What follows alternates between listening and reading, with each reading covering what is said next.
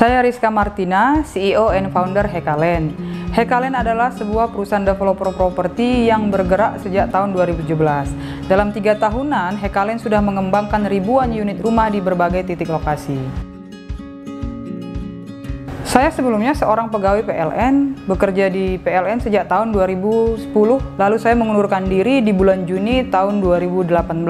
Saya juga lahir di Sumatera Utara, SD, SMP, sampai SMK saya mengambil jurusan teknik mesin otomotif. Saya melanjutkan kuliah ke Universitas Gadjah Mada Yogyakarta, juga saya mengambil jurusan otomotif teknik mesin. Setelah saya wisuda lulus di tahun 2009-2010, saya bekerja di PLN. 2018 saya mengundurkan diri dan fokus menjadi seorang pengusaha. Karena memang sejak 2017 waktu saya memulai bisnis yang pertama itu, saya sambilan kerja sebagai pegawai PLN. Saya melihat itu kurang maksimal ya. Saya pikir saya harus memilih, tidak bisa berdiri di 2 kaki. Kalau memang saya mau berkarir di PLN, ya habis-habisan kita di PLN. Tapi kalau saya mau menjadi pengusaha, saya pikir jangan setengah-setengah. Setelah melalui berbagai pertimbangan, saya memutuskan saya mau menjadi seorang pengusaha yang besar dan kuat, maka saya harus meninggalkan ataupun resign dari PLN.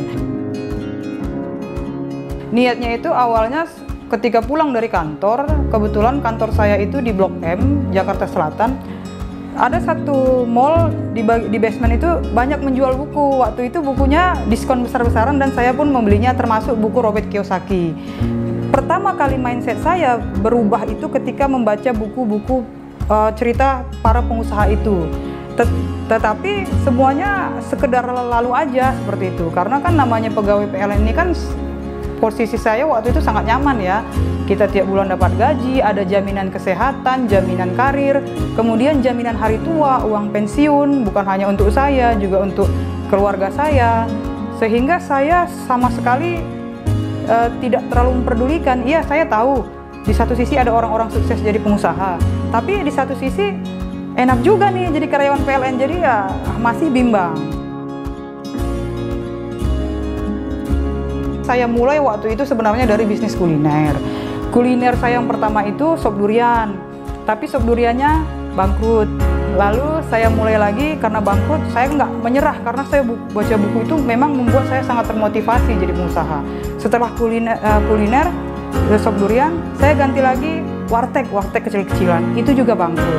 Kemudian saya bisnis media lagi, buat website berita, itu juga bangkrut. Ketika bangkrut itu memang saya sudah tidak mau jadi pengusaha, sempat tersirat ya, ternyata tidak semudah saya baca buku itu. Tapi karena kita disupport, ya sudah, saya mulai lagi bisnis waktu itu. Tapi sebelum saya memulai bisnis, saya saya pelajari kegagalan saya di bisnis sebelumnya adalah saya terlalu fokus kepada produk. Saya tidak fokus kepada penjualan, manajemen SDM. Akhirnya saya putuskan sebelum saya usaha yang selanjutnya, saya harus melamar sales. Saya harus punya pengalaman sales. Akhirnya saya pun melamar sales di berbagai tempat, baik dia properti, mobil, sales kuliner, bahkan sales boneka, dan keterima waktu itu. Orang tua saya PNS ya, ibu kandung saya PNS, bapak kandung saya juga PNS, mertua juga PNS, kemudian kakek saya juga PNS, sehingga menjadi seorang PNS atau pegawai BUMN itu kebanggaan luar biasa bagi mereka. Bahkan ketika saya menyampaikan saya mau mundur, itu dapat pertentangan keras oleh orang tua saya. Bahkan ibu kandung saya pun menangis karena ketika saya resmi mundur. Tapi saya sampaikan, ini bukan masalah kebanggaan atau tidak, tapi ada impian, ada visi yang harus saya kejar. Dan saya pastikan kepada mereka, jangan takut. Karena bagi orang tua saya, keamanan hidup itu ya jadi PNS. Bukan hanya orang tua saya, semua keluarga besar saya. Ketika saya mengundurkan diri dari pegawai PLN, saya dianggap orang bodoh. Tapi kan waktu itu saya paham, saya sudah menikah. Bukan hanya orang tua dong tempat kita berdiskusi, saya kembali diskusi pasangan. Kalau saya mau mundur, mau fokus menjadi pengusaha, karena pasangan mendukung, ya sudah, saya pun mantap keluar. Dan untungnya di 2018, sekarang 2021, peningkatan itu besar. Bahkan ketika pandemi sekalipun kami tetap bertumbuh. Dan sekarang orang tua saya malah sangat mendukung. Dan sangat bersyukur anaknya menjadi pengusaha. Begitu juga dengan saya tidak mau lagi anak saya juga untuk menjadi seorang PNS, sepertinya tidak. Saya maunya dia juga menjadi pengusaha jauh lebih besar daripada orang tuanya. Modal saya waktu pertama itu di rumah yang 400-an unit itu hanya 10 juta, karena kebetulan pembayaran lahan itu kita bisa bayar bertahap sesuai penjualan, dan juga pembangunan saya dibantu oleh kontraktor-kontraktor yang bisa dibayar turnkey. Ya, karena bantuan dari para kontraktor dan juga dari pemilik lahan, akhirnya membuat proyek itu berjalan lancar dan sudah beres semuanya begitu. Sejauh ini cukup, dan buktinya proyeknya sudah selesai dan aman-aman aja. Mungkin nanti di vlog selanjutnya atau sesi selanjutnya saya akan menjabarkan lebih detail kenapa modal 10 juta bisa menghasilkan omset ratusan M, kira-kira seperti itu.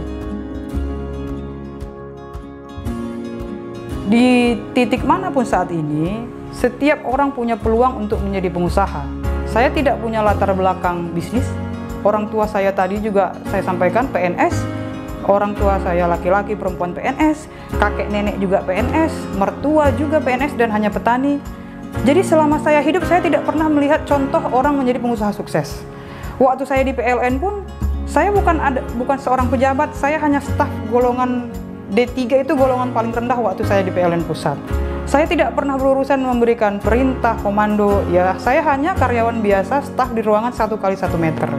Kemudian mentor juga, selama saya mengalami banyak kendala proyek sampai semuanya berkembang, saya tidak punya mentor. Saya jadi tanpa mentor, tanpa warisan dari orang tua. Kemudian orang tua saya tidak membagikan pengalaman bisnis, tanpa pengalaman posisi jabatan, dengan modal pun hanya 10 juta, saya bisa sampai ke titik ini. Jadi pertanyaannya, kalau saya bisa, kenapa Bapak Ibu nggak bisa? Kan seperti itu. Jadi ya pesannya, jangan mudah menyerah. Karena ada yang bisa, berarti saya pun bisa. Jadi saya berpesan, jangan takut menjadi pengusaha, ataupun untuk menjadi seorang pemimpin, jangan takut sekalipun tidak ada pengalaman. Yang penting kita punya visi, punya tujuan, dan apa yang mau dihadapi, hadapi, jangan kabur.